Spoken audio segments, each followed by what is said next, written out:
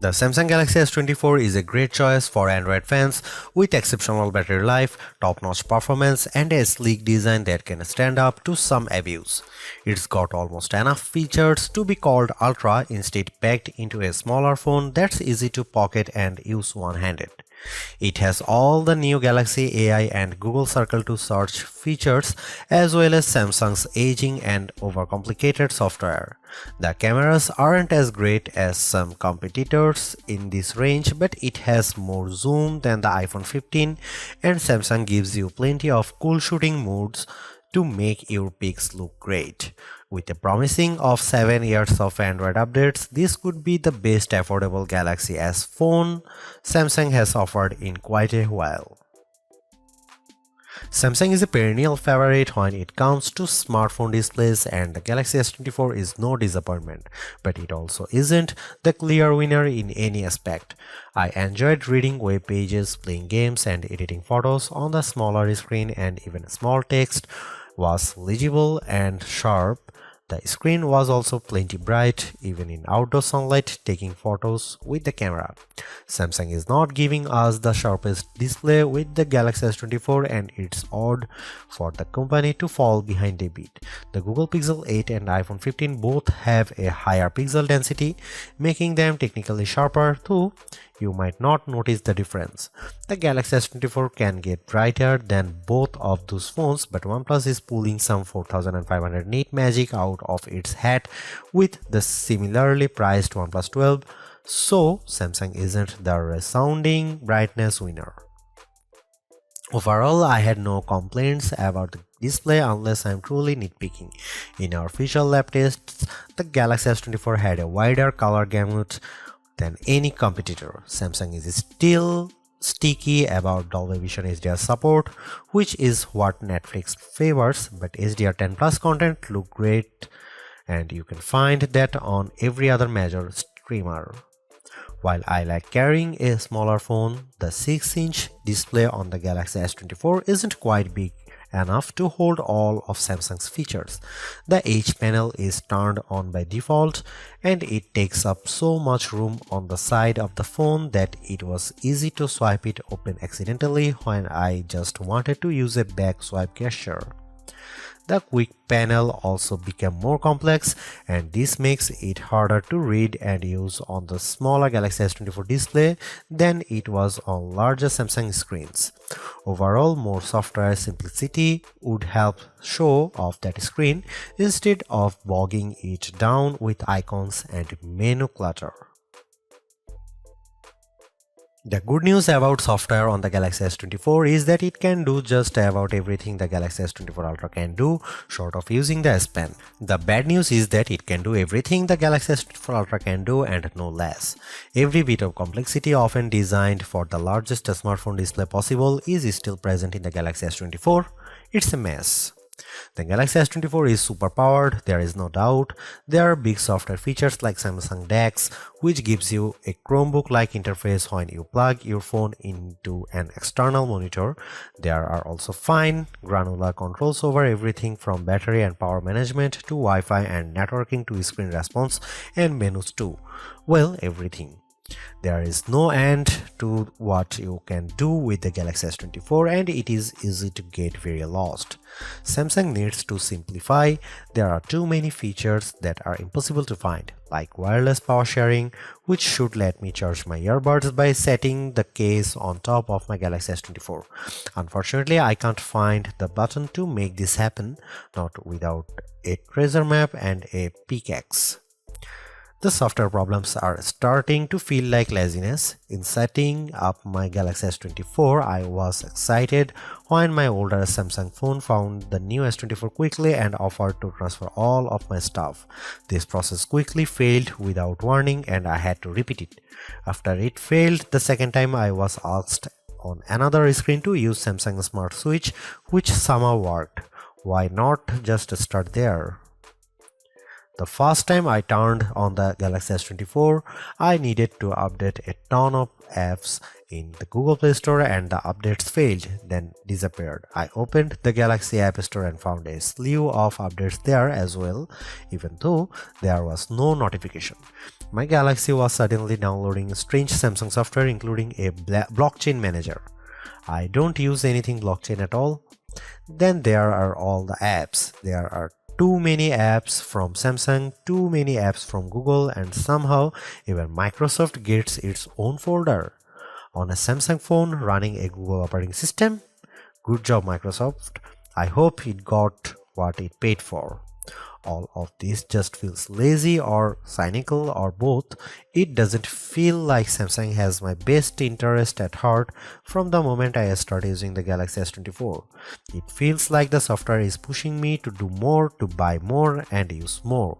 I just want simplicity. I just want it to work. Sure, the Galaxy S24 Ultra is our top camera phone, but that doesn't mean the Galaxy S24 is a slouch. Most of the great work Samsung has done improving its image processing carries through here. Photos I shot with the Galaxy S24 look better, more natural than photos taken with either the Galaxy S23 or my iPhone 15. You also get a real zoom lens with the Galaxy S24 and it helps a great deal. Having a real 3x zoom brings you closer to the field on the stage even if the zoom lens is paired to a awfully small sensor that produces images with more noise and blur than I'd like. No matter, neither the Pixel 8 nor the iPhone 15 has optical zoom around back, and real zoom is always better than digital zoom, all things being equal. You might occasionally get better shots from the main camera on the iPhone 15 and the Google Pixel 8 does a better job with low light images, but the Samsung Galaxy S24 is much more versatile. I actually find Samsung's different camera modes like the food mode or the dual camera video recording mode to be fun and useful. My baked goods look detectable when I shoot them with the Galaxy and the dual cameras video is great for reaction shots with my kiddo. Samsung also brings a bunch of AI tricks into the camera both in the camera app and Samsung's image gallery. I wish there weren't two photo apps including Google Photos, but here we are. Unlike the Pixel which gives you AI editing in Google Photos, Samsung keeps its Magic Editor software in the gallery. With Magic Editor, you can resize an object in your photo and move it around. You can erase the background entirely and replace it with something new. The phone will use AI to figure out what's happening in the foreground and match the new background appropriately.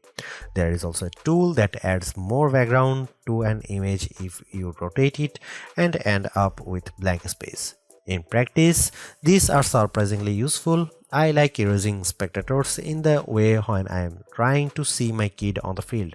The generative AI did a nice job without a heavy hand and the results usually looked natural enough. I hope Samsung doesn't go too much further into creating fake imagery, but the Galaxy S24 will affix a watermark to images that have been edited using AI. Here you can see some camera samples.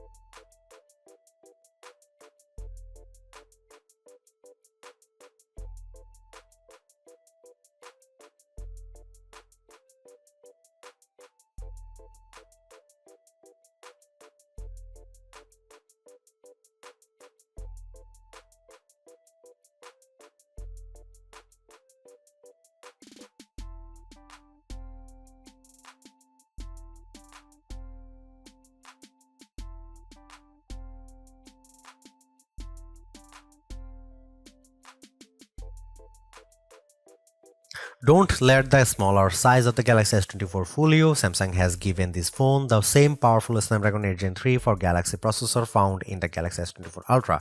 It's even overclocked a bit compared to the same processor in competitors' phones like the OnePlus 12, so it will outperform any other Android you will find and any iPhone 15 that isn't a Pro model.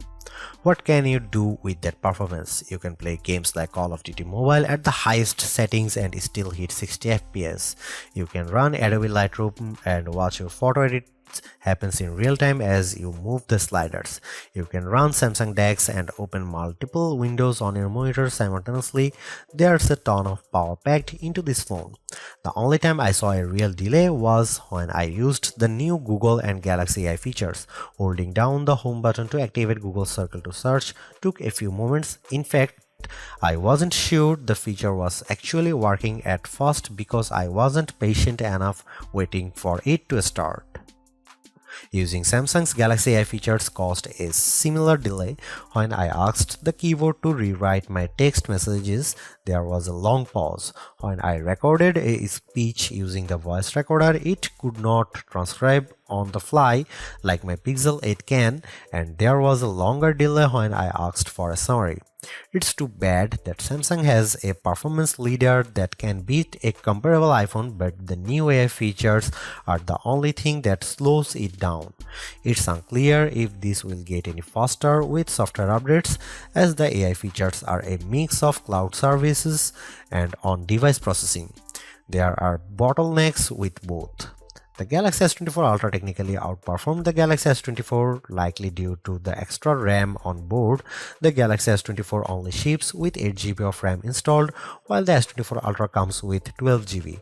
In practice, it was hard to see a differences unless I held the phones side by side, and then I noticed the Galaxy S24 Ultra finishing some tasks just a bit faster. The Galaxy S24 was still able to open multiple apps at once and handle gaming at the highest graphics levels, so I had no complaints about its performance. The Galaxy S24 has a battery that is only slightly larger than last year's Galaxy S23, but battery life has seen a significant improvement, giving me hours more active screen time and lasting a full day with little trouble. On a normal day of use, the Galaxy S24 lasted until bedtime with no trouble. On a day of heavy gaming and photography, I still lasted the evening with a quick top-up while I was making dinner. I wish the Galaxy S24 would charge faster, as things haven't improved since last year. I was able to get the battery to just over 50% in 30 minutes, just like with my iPhone 15. The Pixel 8 charges a bit faster, but cool phones like the OnePlus 12 can charge at extreme speeds and fill the battery completely in a half hour. There are plenty of adaptive modes to help you save battery life, but good luck finding them in Samsung's terrible settings menu. You can just trust that the phone will do a good job like I did, and occasionally turn on power saving from the quick settings panel, which will work nicely. Should you buy the Galaxy S24? You should buy the Galaxy S24 if you want a pocketable powerhouse phone. The Galaxy S24 is most powerful phone you will find at the size and this price. Samsung didn't skimp on its smaller models' power like Apple does. Many of Samsung's best Galaxy S24 features are made for work users, like Samsung DeX, which lets you run your phone as a full desktop computer to get real work done. Other phones in the price range don't give you the camera versatility of the Galaxy S24, which includes a real 3x optical zoom that outmatches the Pixel 8 and iPhone 15. Don't buy this Galaxy S24 if you want a phone that is simple to use. The Galaxy S24 is powerful and capable, but there is nothing simple about this phone.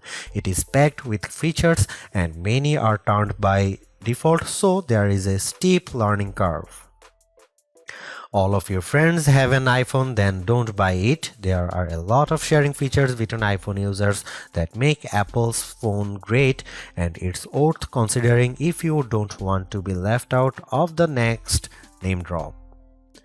If you are considering the S24 instead of the Galaxy S24 Ultra, let's be clear that the Ultra is the clear winner for cameras, battery life, and the performance, and that's before we take out the span.